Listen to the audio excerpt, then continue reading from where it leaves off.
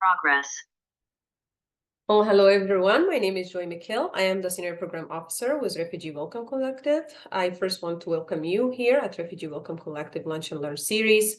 In these sessions, we aim to bring you interesting and timely information. Whether you are a volunteer, community sponsor, resettlement agency staff, a local advocate, or just someone who's interested in learning more, we hope that you enjoy today's session, Advocacy Part 1, Informed Conversations with Refugee Resettlement, about Refugee Resettlement. Next month, we will be covering Advocacy Part 2, Engaging in Your Local Community. So please be on the lookout for that and make sure to register. We have it on our website. Just a little bit about us. Refugee Welcome Collective collaborates with partners to provide in-depth training programs, monthly learning sessions, resources, and on-demand technical assistance for sponsors, resettlement agency staff, refugees paired with sponsors, community and institutional partners, and others to support community sponsorship programs across the United States. Just for housekeeping, as a reminder for everyone joining us today, everyone on today's session is automatically muted. However, if you have any technical issues, please drop it in the chat. We're going to be able to assist you. And if you have any questions during the webinar, please feel free to drop it in the chat as well. And our speaker will be addressing your questions during our Q&A segment in the end of our webinar. Additionally, the presentation and your resources and a recording will be sent to everyone following today's Lunch and Learn. And this brings us to our presenter for today. Our presenter is Brianna Broberg, who is the Midwest Regional Manager with Welcoming America. Thank you so much, Brianna, for being here. And I'm going to give it to you from here. Great. Thank you so much, Joy. And hi, everybody. Nice to be here with you all. I'm gonna share my slides here, and then I'll jump in. As Joy said, my name is Brianna Broberg, and I am a regional manager with an organization called Welcoming America. I'm coming to you from St. Paul, Minnesota today, where I was sharing earlier. It is very cold, but not as cold as it sometimes is this time of year, so I can't really complain. I probably will anyhow, but it could be worse. But I'm very happy to be here with all of you today to talk about our topic of conversation, which I sort of retooled a little bit because Welcoming America's approach to these types of conversations and this type of engagement tends to focus from a organizational and institutional lens. We really work with folks at organizational levels who are then working with individuals in community. And so thinking about reframing the conversation on immigration kind of more broadly and bridge building and messaging for a welcoming community. So Welcoming America, for folks who may not be familiar with us, we are a national nonprofit, nonpartisan organization, and we lead a movement of inclusive communities becoming more prosperous by ensuring that everyone belongs and can thrive. And we believe that all people, including immigrants, are valued contributors and vital to the success of our communities and shared future. Welcoming America is a member-based organization, as I mentioned. Our members are local governments and local nonprofit organizations, and we engage in our work with our members through sort of a three-pronged theory of change. And you can see that listed here. Those three areas are engage, inspire, and embed. And so what does that mean for us? When we're talking about engaging, we're talking about working with our members, those local governments and local nonprofit organizations, to provide them with resources and education to help upskill leaders in community connection and welcoming, both locally in their communities and more broadly across the network. And that's some of what we're going to do today with all of you, that engagement piece. When we talk about inspiring, we're talking about sharing lessons learned and promising practices from our network members, as well as from our national and international partners. And some of that is going to happen today as well. We're going to share some promising practices and lessons learned from folks that Welcoming America gets to work with every day. And then when we talk about embedding, we're talking about utilizing something that Welcoming America developed, which is our welcoming standard. It's our framework for welcoming that I'll share just a very little bit about in just a moment. And we utilize the standard to help institutionalize the conditions for belonging and connection in communities across the country by supporting the development of a welcoming infrastructure, which is really just sort of a fancy way of saying a whole of community approach to welcoming, cross-sector and involving all residents of community in making a truly welcoming place. And we do this work, engage with this theory of change through a variety of different types of programming. I'm not going to go into them in any great detail today, although if anybody ever wants to hear about them, happy to share. But I am going to talk just a little bit about a couple of things that I hope will help give a better sort of broader context and understanding of Welcoming America as an organization, and how some of the efforts that we engage with our members in directly connect to this topic of bridge building and messaging for a welcoming community. So the first is, again, our welcoming network. As I mentioned, we're member-based. We have over 300 members that are local governments and local nonprofits, and those take on a variety of different forms. So some of you might be part of organizations like this. There are, of course, things like mayor's offices and county boards of commissions, but also things like schools, chambers of commerce, libraries, public health organizations, community foundations, economic development commissions. Several of our members are private sponsorship organizations themselves and work with private sponsorship groups, and a variety of other types of entities as well, including community-based organizations, really grassroots. And there are a variety of reasons why members choose to join our network and different benefits that come from that. But really, I think the most valuable thing is about connection. You know, the same reason that all of us are in this space right now. It's great to just be able to connect with other welcomers from communities and organizations across the country that are also engaged in welcoming work and want to participate in thought partnership and sharing promising practices, learning from each other, helping to increase their own capacity, and also really importantly, just to feel less alone in this work. A lot of our members are some of the only people in their communities who are actively or sort of publicly engaged in this welcoming work, and it can feel lonely, it can feel siloed. And so being part of a network just allows people to have more opportunity to connect with others, even if those connections need to be virtual, like the way that we're connecting right now. We have a variety of resources and supports available for our members, but we also have a lot that are available for anybody. So I would encourage you to check those out on our website if you're interested. I'll put some links in the chat later, and I have some QR codes on some of my slides, so you can feel free to grab them from there. And I know I'm going to share these slides with Joy, so you know they can be shared out if folks are ever interested in following up on any of those. One other thing that you saw listed on that slide of our sort of core programs is something called Welcoming Week, which is Welcoming America's annual celebration that takes place in September of each year. In 2025, it's going to be from the 12th through the 21st. And the reason that I'm mentioning it now is because Welcoming Week is an annual campaign that connects neighbors of all backgrounds through community-led activities and events. And the idea behind it is to build strong connections and to affirm the importance of welcoming and inclusive communities. And Welcoming Week can often be a catalyst for deeper welcoming work. And so we think about sort of having these conversations with folks about reframing the conversation around refugees and immigrants and immigration more broadly.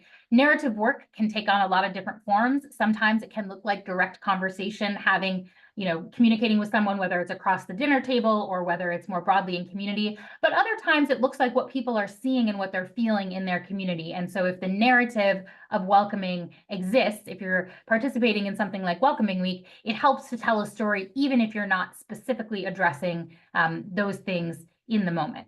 And so Welcoming Week is really, it's part of a global narrative and movement. It started very small. 12 years ago, it was just a small handful of Welcoming America's members, and it's really grown to become a global campaign and an opportunity for us to have a unified global narrative and messaging together. But also it's a really wonderful local spotlight. I think one of the great things about Welcoming Week is its range, from being able to connect your narrative or your program or events during Welcoming Week to that global perspective. It can also be really curated and deployed in a very hyper-local context. It can serve as a vehicle to spotlight your work, whether that's welcoming work through an organization, whether that's being part of a sponsor group, and it can also spotlight the work of your community partners. And partnerships are another really important aspect of Welcoming Week. It can provide an opportunity to build and expand partnerships, particularly across sectors. A lot of us wear more than one hat in our communities. We're maybe part of a volunteer organization, and we also work at a business or a school. And sometimes those things can feel really separate. And Welcoming Week just provides an opportunity to really convene folks together to be able to think about how can we be welcoming to immigrants and refugees in our community, but also how can we make sure that all of the residents of our community feel like this is an inclusive place where everyone can belong and thrive. And so partnerships can form, and often do, out of participation in Welcoming Week. And then the most important thing is one of the pieces that we're talking about today, which is bridge building.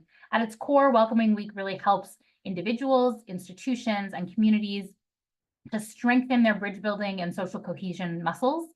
Welcoming, is really for everybody, and bridge building activities and lenses allow us to get really creative with how we think about our audiences and the events that we engage in. So the photos here are just some different examples of ways that folks have engaged in bridge building activities. And I'm going to talk about that a little bit more in the context of this particular topic of discussion today, just a little bit later. So, Welcoming Week, as I said, it serves as an on-ramp to welcoming. It can open conversations about inclusion and belonging. It can also be used as a convening tool to activate partnerships. And so whether you and your community are new to welcoming work and immigrant inclusion or not, Welcoming can be a really great way to build and strengthen that sense of welcoming and inclusion for all of the residents of your community. And when people feel welcomed, when there feels like there's harmony, it can be easier to have these kind of more challenging discussions. And so if you are interested in more information, if you want to know how to get started, if you want to see examples of past events, if you want to find resources like event planning toolkits and social media templates, all of that stuff exists on the Welcoming Week website, which is just welcomingweek.org. As you know, our focus for today is really on bridge building and messaging to create and strengthen a welcoming community. And so I would just encourage you to check this out after the conversation and see if what we talk about today sort of resonates with the ways that you might be able to participate in Welcoming Week. So the last piece that I'm going to talk about, just as sort of some table setting before we get into some more specific and tangible tips and suggestions for reframing the conversation about immigration, is something called the Welcoming Standard. I'm not going to dive deeply into it, but I just want to mention it because it really is the backbone to all of the work that Welcoming America does. It's Welcoming America's framework for creating welcoming places. So the intention behind the standard is for it to serve as an on-ramp and a roadmap to creating a welcoming and inclusive community by laying out the kinds of policies and practices and programs that you would expect to be in place in a community that is welcoming. And it does that by providing a common language and understanding of what it means to be a welcoming community and how you as individuals can participate in that process. And it also provides a structure or a framework for local communities who are interested in deepening their welcoming work to really build off of. And so if you were to dig into the Welcoming Standard, you'd see that each of these different 7 framework areas, these things like economic development and equitable access, each have a broad narrative goal, and then a significant number of indicators or metrics, which are kind of benchmarks and jumping off points for creating more welcoming and inclusive places. And so I'm not going to delve any more deeply in, except to say, I just brought one example to show that feels essentially relevant to the conversation we're having today, and this is the framework area of connected communities. And the idea here is the very important commitment that all of us have to build connections with each other, both as newcomers and long-term residents alike in our local communities. And so under this framework, institutions support residents in building their personal capacity to engage with people different from themselves on equal footing and in sustained ways. And so one way that you might do that is through a program like the example that I have on this photo, a program that builds relationships between what might be considered longer-term residents of community and then newcomers, including immigrants in the community. And it supports immigrants in building diverse personal networks. So the photo here is from one of our members. It's a nonprofit organization in a small town in Minnesota, which is called, the organization is called Project Fine. They have this program called the Welcome Table, where the organization every month hosts a dinner, and they very intentionally invite US-born residents of the community and immigrant residents, both newer arrivals and folks who have lived in the community for a long time. And they have a presentation about some topic. It varies from month to month. And then after that, everyone is invited to have a discussion with one another over a shared meal. And the goal is to really create relationships. And that's so much of what we're going to talk about today, is that piece about not only, humanizing folks, but also just gaining a better understanding of who are the people in my community. Maybe my kids and your kids go to school together, but we have these differing aspects of our identity that make us feel like we're kind of part of different groups. And so maybe we'll see each other at the kids' concert. Maybe I say hi to you at the grocery store, but do we really have any kind of more fully developed relationship? And when we don't is when we more often run into these times and experiences where folks are maybe feeling more negatively towards refugees and immigrants because they don't feel like they have that personal experience and connection with folks, and they don't identify themselves with that group. And so thinking about connected communities is just an important part of helping us all to overcome that. And so with that, I'm going to move away from sort of table setting and talking about Welcoming America and really talk more about some of the different strategies and promising practices that Welcoming America uplifts and that we have seen be successful across our members' communities. There's a whole bunch of them, not just the ones on this list, but these are sort of some of the primary ones. And from this list today, I'm going to primarily focus on positive messaging and communication. We all know, I think, on this call, that immigrants add value to our communities. And if you share the value that immigrants bring to communities in all its many different forms and facets, it can be an important part of how you as individuals or as part of organizations or initiatives, as sponsors or part of a sponsor group, how you can help to build support and engage the broader community in your welcoming work and to be more welcoming to immigrants and refugees in your community. And there are a variety of ways that you can approach this. I'm really going to focus kind of more on individual storytelling and community dialogue and connection, but sometimes it can look like things like, sort of engaging the media, talking with organizational leaders. And again, as I mentioned, Welcoming America really has a focus on working with organizations and institutions. And so some of the language in these slides is going to reflect that, but just know that all of this can really be adapted to the individual context. So whatever lens you're sort of coming to this from, it should be able to be applicable in your work or in your life. So when we talk about positive messaging and communications, I'm going to share sort of some high-level principles of meaningful messaging that I think can be helpful when you're having conversations with people. So whether it's, during the upcoming holiday season and you're talking to folks, around the table as you're celebrating holidays together, whether it's, more broadly in community as you're engaging with folks in different aspects of your life, these principles of meaningful messaging can be applied. So the first is that perception trumps reality. So generally speaking, people's opinions are not necessarily based on actual reality. They're based on that person's perception of reality. For them, that perception is reality. So it's important when we're trying to have conversations with folks and to be able to convey to them how we feel and how we are thinking about something, that you really listen to what is your audience's perceived reality, whether that's an audience of one or that's a group of people.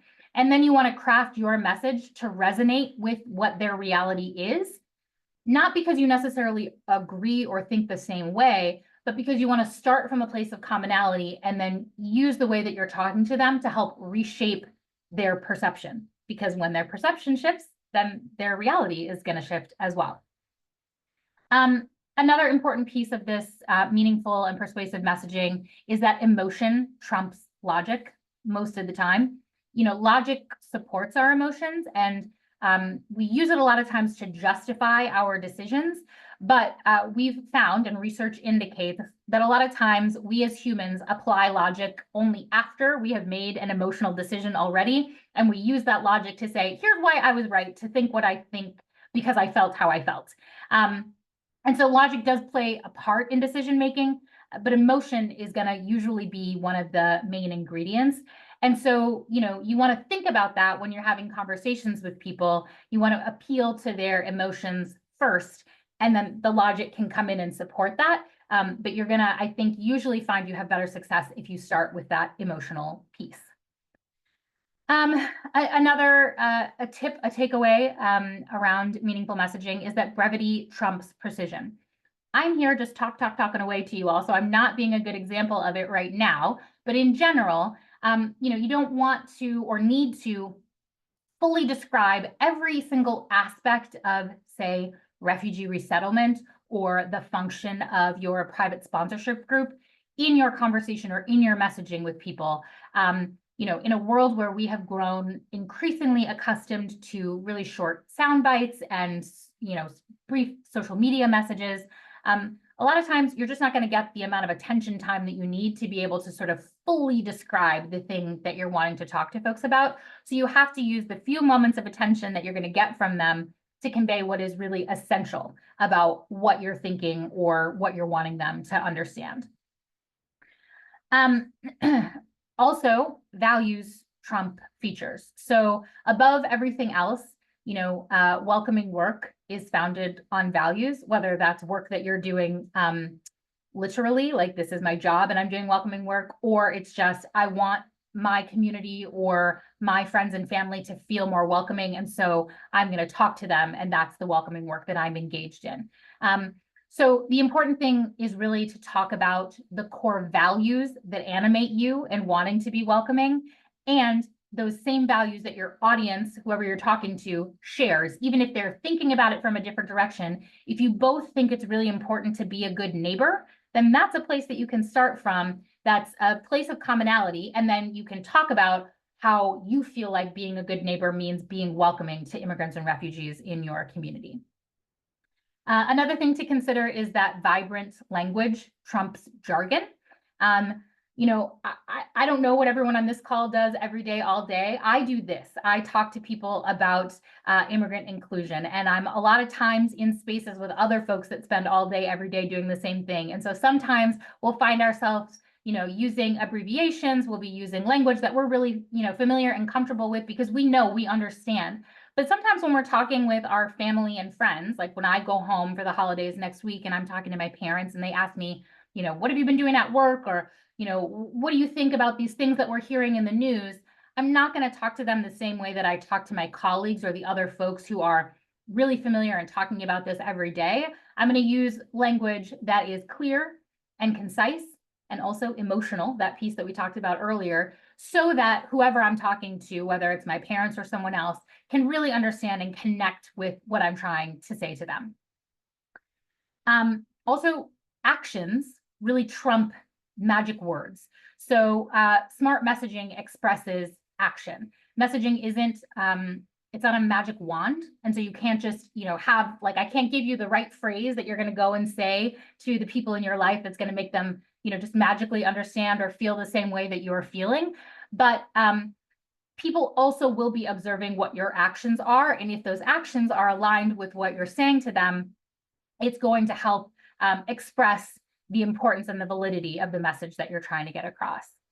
And finally, your audience trumps you. So what I mean by that is that, again, if you are in a space with the people who are part of your immigrant serving organization or who are part of your private sponsorship group, they're not really the audience that you need to influence, because you and those really close stakeholders are already immersed in this work. You already agree, and they are already bought in. So when you're thinking about what are the things that I should be considering when I'm going to go out and have conversation with folks, it's what's going to resonate with those other perspectives that we talked about, so that their answer to whatever I'm saying is not just going to be, so what? If their perspective is not that, they don't view the rights of refugees and immigrants in the same way that you do, then you need to start from a place of, okay, what's a thing that we agree on? And how can I give a message that's going to not make you ask, so what, but that's going to make you ask, like, oh, okay, tell me more. How do you see a connection between these pieces? And that brings us to this idea of reframing. When we keep these sort of meaningful messaging principles in mind, I think that reframing can be really powerful. And so this is what I mean by that. Welcoming America as an organization, really in a lot of ways, what we do is all about reframing. The name of our organization, the initiatives that we engage in, everything that we're doing is seeking to expand people's understanding of immigration, of immigrants, and how they impact our shared communities, our families. And so if you or I were to say to any average person on the street here in the US, if you were to say, let's do a word association game. I'm going to say the word refugee. What's the first word that comes to mind? For a lot of folks, the first thing that's going to come to mind is the word camp, or an image like the one that's on this slide, because a lot of what folks know or think that they know or understand about refugees and the refugee experience comes from the very early stages of that experience and the extreme circumstances that are involved with going from one difficult situation to another. And what Welcoming America thinks is that it would be better if we could think more instead about how refugees' lives change and how our shared communities change as well once they're settled, once there is that stability. And so it would be great if when we played that word association game, the word that came up for folks was more accurate and more positive. Like if I said refugee and the first thing that you thought of was neighbor or business owner or parent or community leader, or any of those other roles or identities that are a part of our shared communities. And so the work of reframing is to really build the association between the people that we know who have settled in our now shared communities about, the types of lives that they're leading and the types of people that they are, rather than kind of an abstract or far away or unfamiliar other. And we can help other people in our communities to make the same associations that we have when we think about refugees and immigrants. And so to make those new associations, when I think about immigrants and refugees, I think about, actual people that I know. I think about their lives, and yes, there is struggle, there are challenges, but I also think about all of the triumphs that they've achieved, the things that they've overcome, and also the richness that they have brought to our shared community and the contributions that they've made, in schools, in faith organizations, and to really the local civic and social and economic life of our shared communities. And so by reframing this issue, the idea of immigrants and refugees, and telling stories that connect real life refugees and their neighbors based on what they have in common, it can start to help folks see that welcoming and supporting refugees is another way of building stronger communities for everyone. And that's, again, finding that place of commonality for people. Another thing that can be powerful about reframing is that it can help to unsettle people who might otherwise try to dehumanize or ostracize immigrants and refugees. When there are people who don't want to be welcoming to immigrants, and they try to talk about things that I would categorize as false or unfair, sometimes even hateful myths or misinformation, disinformation about how, quote, different or quote, dangerous, or, there are false claims about refugees and other immigrants. We have found at Welcoming America that generally a better response is not to try to counter these, quote unquote facts, but instead, you sort of question the premise itself and you reset the frame. And instead you tell stories of exactly how immigrants really are adding to the lives of our shared communities. I think sometimes when we are thinking about having these conversations with folks, we might think about like, I just need to educate you. I need to teach you about, this is what the refugee resettlement process actually is, or this is what it means to be a part of a private sponsorship group.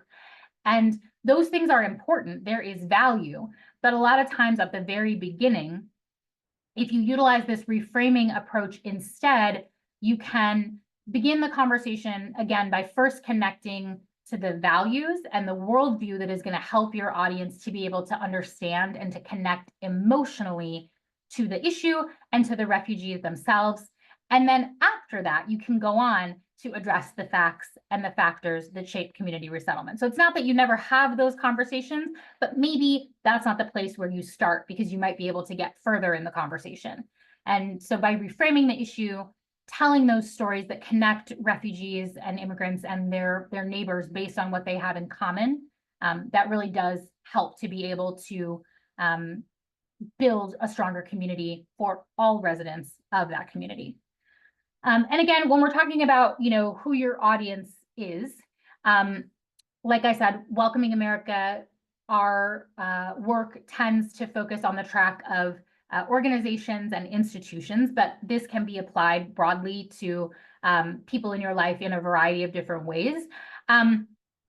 However, the folks with whom you are likely to have the greatest initial success is people who could become supporters. So you might have heard this term, people talk sometimes about the movable middle. Sometimes we'll use the term like the unsure. And what we mean by that is that there are people in our lives, in everyone's lives, I think, who don't necessarily already share your exact same opinions about how to welcome refugees and how to make communities stronger, but they share enough common values and beliefs with you that they're open to your message. And then when they hear the right stories, they can be moved towards being allies. And so I mentioned this just to say, it would be great if everybody was open to having these conversations. It would be wonderful if you could change everybody's mind. But sometimes that's not going to be the case. Sometimes it's not going to be safe for you to engage with folks depending on the way that they are coming to you, the type of rhetoric that they're using, the way that they're thinking about things. So initially, when you're getting started with this process of reframing, thinking about your audience, who are folks that you have some values in common with, and how can you go from there to be successful in this conversation? Depending on the way that you're going to go about reframing and the way you're going to engage with folks, if you're having just a one-on-one conversation, it's going to be a lot more casual, and you're probably not going to have written down your points in advance. I mean, maybe you will, I don't know, but generally speaking, it's going to be more of sort of an open back and forth, a dialogue. But if you're thinking more broadly about the way that you communicate, like for instance, if you're part of a private sponsorship group and you're wanting to talk to folks about why they should consider participating, or why you would love to connect with them as part of the broader network of folks that are doing welcoming work for new arrivals in your community. There are different ways that you can do that, and different themes that we have found that resonate with people. And so I listed just a couple of them here. And I'll explain what I mean by these. So one of them is about the dignity of work. Sometimes when you're talking to folks, again, trying to find that place of commonality, you can find something that folks agree on when you talk about work, when you talk about sort of economics, without using maybe necessarily that term. But one of a strength that I think a lot of people see in America and Americans is our ability to work and to work together, and all doing our part to contribute. And when you start from that point, like the next place that you can go is that we're all better for having hardworking immigrants as contributing members of our communities, who are also, then customers in our local stores, and they are small business owners, and they are our neighbors that are participating in faith institutions. And, we never want to reduce a person or a group's value to their economic output or contribution. But again, it can just be sometimes that starting place. The conversation doesn't end there, but it can be a way to get the conversation going. Another one is this idea that it sounds kind of silly, but when you really think about it, there's this idea, very simply put, that people move. The same thing is true today that has been true through all of history. Different people move from different places because they're trying to make life better for themselves and for their families. So, for instance, when you're talking about refugees, you can share that folks who are arriving in the US as refugees move here for a variety of reasons. But some of that is, the promise of freedom and an opportunity in this country, and also to escape persecution and violence. But people move, broadly speaking, in order to improve their lives. And, we believe, generally speaking, as people, that moving to make a better life for your family is important, it's valuable, and, it can also be a really hard thing for people to do. So again, a common value that we see that a lot of people in the US hold is that there's this deeply rooted belief in freedom to be what you want to be, and to say what you want to say, and to go where you want to go. And that is a good thing. That's something that you can emphasize when you're having these conversations. Our new neighbors should also be allowed to pursue those same American values and ideals.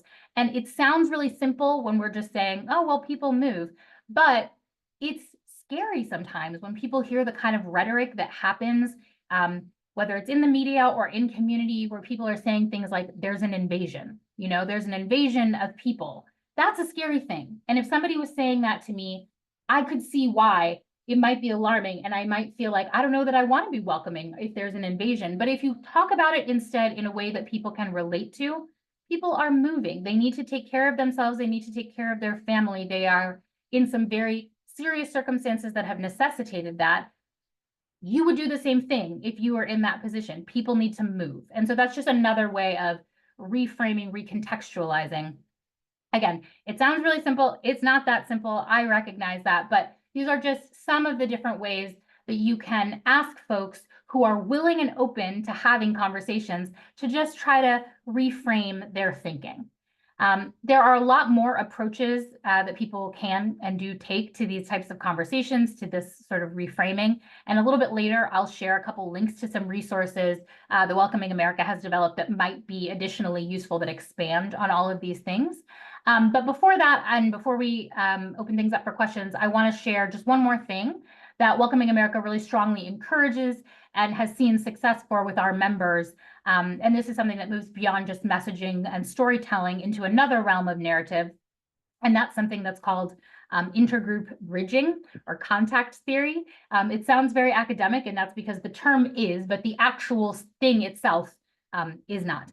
So if you haven't heard of it before, intergroup contact theory, it's this idea that face-to-face interaction with other people can decrease prejudice between groups.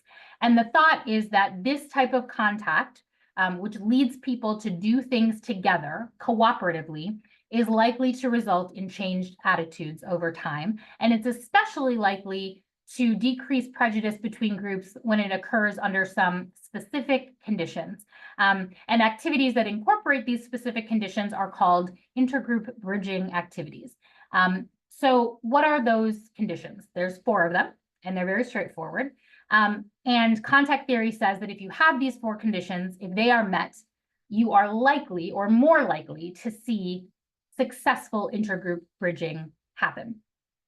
So the first is that members of the different groups need to have equal status. One group can't be treated as less than or lower status than any other. And I don't mean by that that like the US born group would be treating the immigrant group as less than, but I mean, whatever the activity is, it shouldn't be something where there's like a teacher-student style interaction. Both of the groups need to be coming at it from that same level. There's nothing wrong with teacher-student relationship, interaction. Sometimes you need to learn from a teacher. Sometimes you need to be the teacher and teach someone else. But when we're talking about intergroup bridging, folks need to be at that equal status.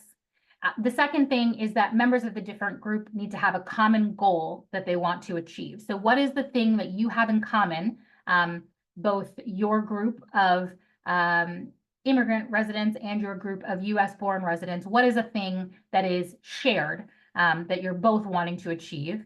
And then that third piece aligns with that, working together cooperatively to ensure that the groups are not competing against one another. So like if the thing that you share in common is that in your town, there's not currently a community center, and both groups want to see a community center be developed, then the thing that's going to make it less successful as an intergroup bridging activity is if it's decided we're going to build that community center in one part of town that's really inaccessible to the folks who live in this other part of town, that's really only going to be able to be utilized by one of the groups.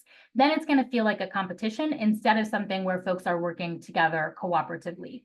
And then the last thing is that there needs to be institutional support. And that can come from authority figures. It can come from local government. It can come from group leaders. Really, it doesn't need to be someone with an official title or capacity. It can just be someone like, maybe there is a local faith-based institution, and one of the leaders of that institution is someone who's really a good community connector in town.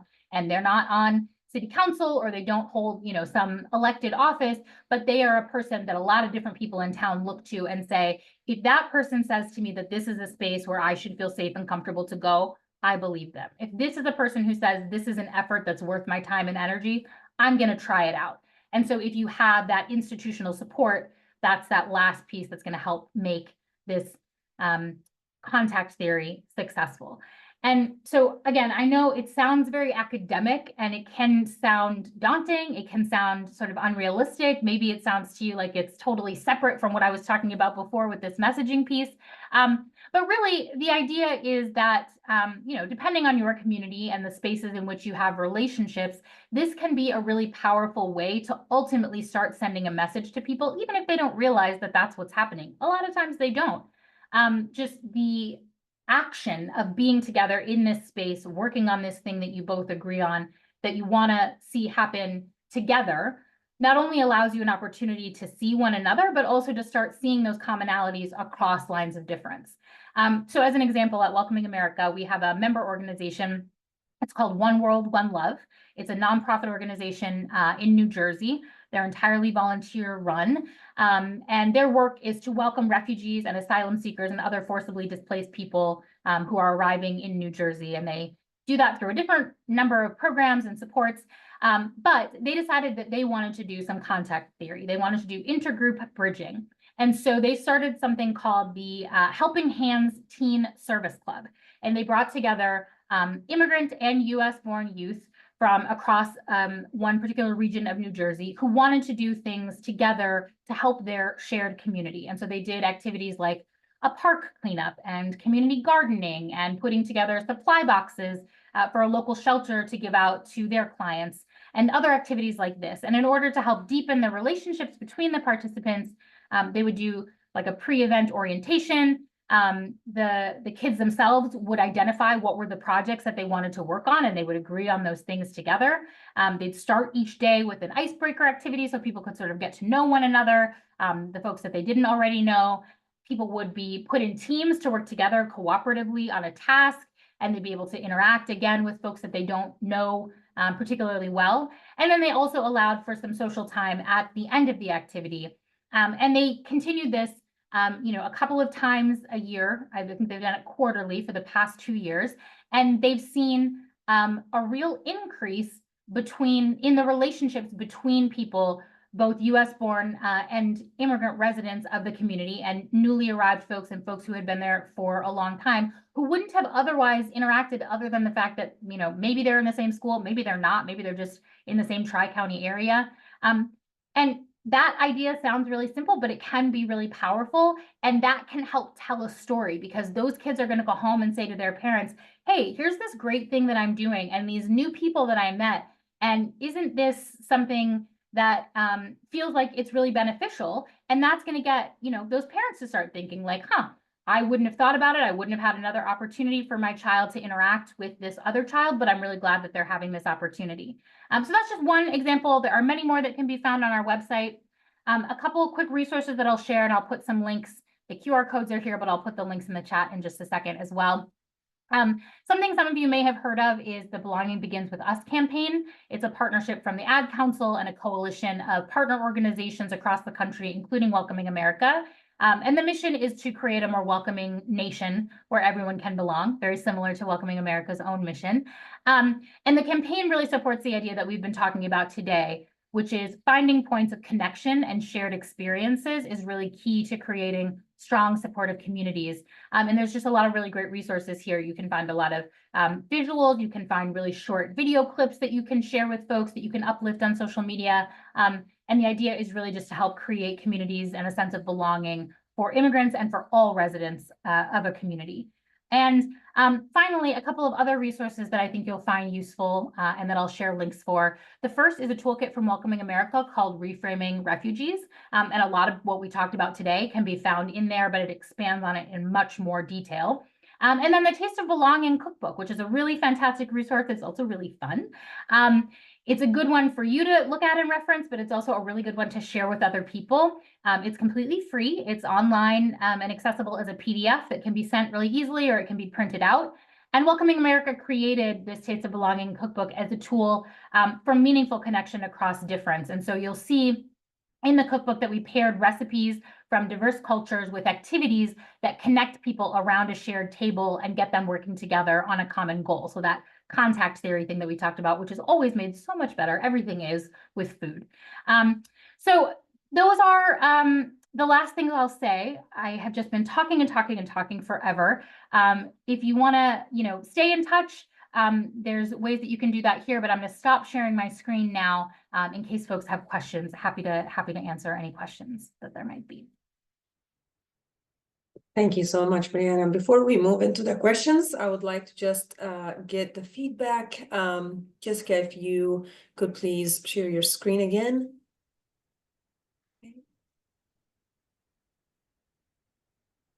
Okay, so again, thank you so much, Brianna, for this very insightful presentation. I'm sure everyone loved it. And thank you again for sharing the work that's very impactful from Welcoming America.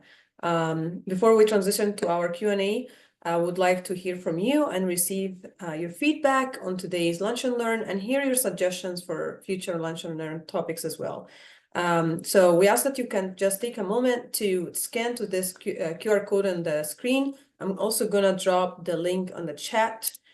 So please just take a moment to take the survey and let us know how this Lunch and Learn was and any suggestions for future Lunch and Learn topics.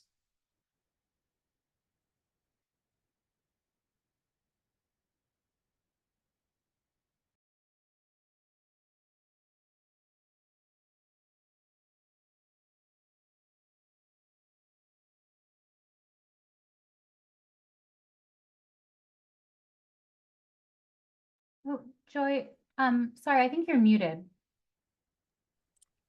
Yep, I am. Thank you. All right, we are now going to answer the questions that you submitted. As a reminder, you can still submit any questions that you have in the chat. Also, this is an opportunity. If you would like to come off mute and ask your question live, feel free to do so. So this is just time to participate and ask any questions for our presenter. And she's awesome. So I'm sure she's very insightful and she's going to give the answer that you need. I see David put in the chat that David has a question. So you said people have the ability to unmute. Is that right? So David, please feel free if you want to unmute and ask your question. Great, thank you very much. Unfortunately, I arrived late, so I look forward to hearing the full recording. I live in Southwest Missouri now, and I'm a volunteer, I'm a project manager, and I'm working alongside a fellow who is an employee of an affiliate of one of the resettlement agencies. And we, whatever, have by the end of January, we're required to have a plan, an executable plan, in order to reach out to and have enough people to form 10 co-sponsor groups. And then from February 1st to the end of June, actually reach out and start to get those, get the people identified, get the groups formed and that kind of thing. Is there someone there who we could reach out to possibly in the next, prior to let's say prior to mid-January, to bounce our planning ideas off of and maybe get further input in order to increase the odds of success of getting those co-sponsor groups in place? I will go back on mute. Yeah, absolutely. So David, I am the Midwest Regional Manager at Welcoming America, which I said at the very beginning, so I imagine you didn't get to hear that part. So I get to actually work with our members across the whole US, but really super focused on 11 states, including Missouri. And so you're always welcome to reach out to me, and I'm happy to help you. I will put my email address in the chat, but also there is a great resource that Welcoming America and Refugee Welcome Collective collaborated to create that is intended specifically to help folks like yourself who are trying to get folks to engage in community sponsorship, identifying who those folks are. And so it sounds like you already have some plans, and happy to chat with you about what those plans look like, but I just put a link in the chat as well for this resource that we created that can also be helpful, I think, for folks to be able to do some of that work as well. So please feel free to reach out, and also would encourage anybody who's interested in checking out. It's a great training on RWC's website. Yeah. Brianna, thanks a million and a half. And I've got your email. I will be reaching out to you later on this afternoon, and I've got the link copied. into my little notepad, and we'll check that out prior to talking with you. Thank you. Awesome. All right. Yes, you're welcome. I don't think I see any other questions right now in the chat, but I want to leave space in case anyone else wants to add something to the chat, or if anyone else wants to unmute and ask a question. I know I talked a lot, so maybe everyone fell asleep. I don't know, but if there are other questions, happy to answer now. And also, please, anyone feel free to reach out anytime. Always happy to have a conversation.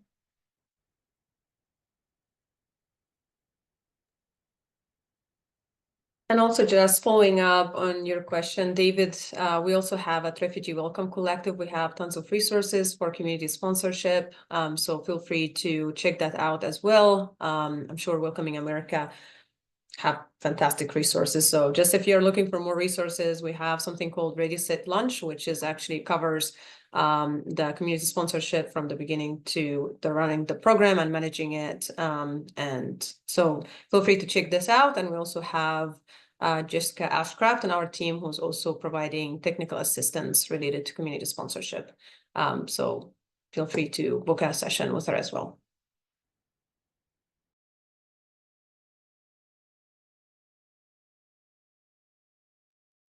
Okay, well, it doesn't look like, oh, David, did you have another question? I saw your hand raised.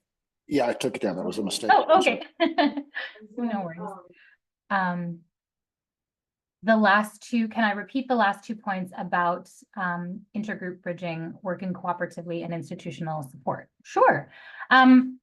So all I was saying about those two pieces is that when folks are working at two groups of equal status and on a shared goal, you want the work to be cooperative, because a lot of times there's going to be different groups or different people or entities in a community that are interested in the same thing, but sometimes we end up with sort of a scarcity mindset around resources, and it ends up being sort of a competition for, we're both interested in this same thing. And so we're competing with each other rather than working together collectively to achieve that goal.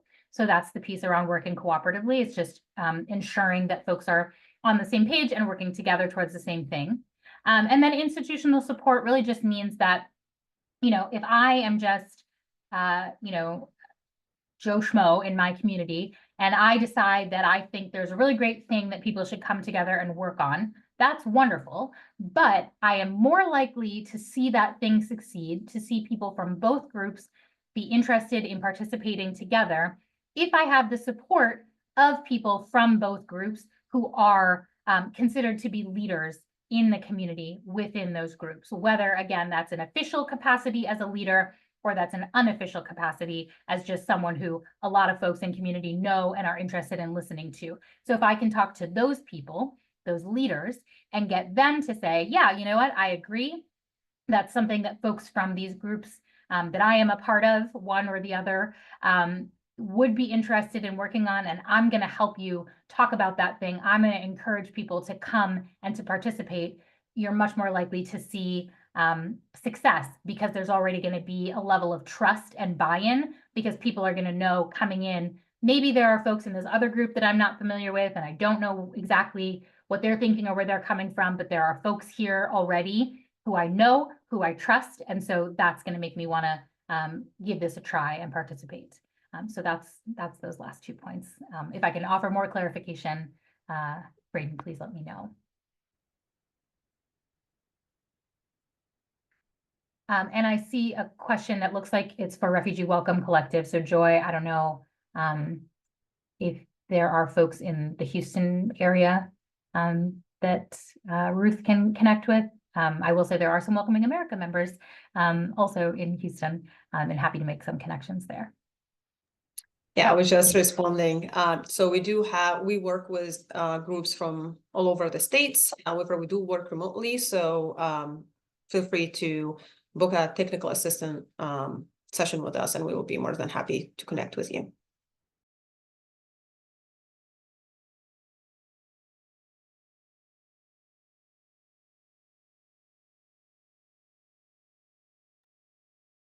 Great. Well, Unless there are any last minute questions, I think that's all I had to share for today, but I do want to just say thank you again, everyone, for being here. I know this is such a busy time of year. And so making time, it's much appreciated, and happy to connect anytime if folks want to talk any further. Yeah, thank you so much. And thanks again to our presenter today for such an insightful presentation. And thank you everyone for attending today's RWC Lunch and Learn. And you will receive a follow-up email with the resources and a recording of today's session. And on behalf of Refugee Welcome Collective, we hope that you have a great rest of your week and happy holidays.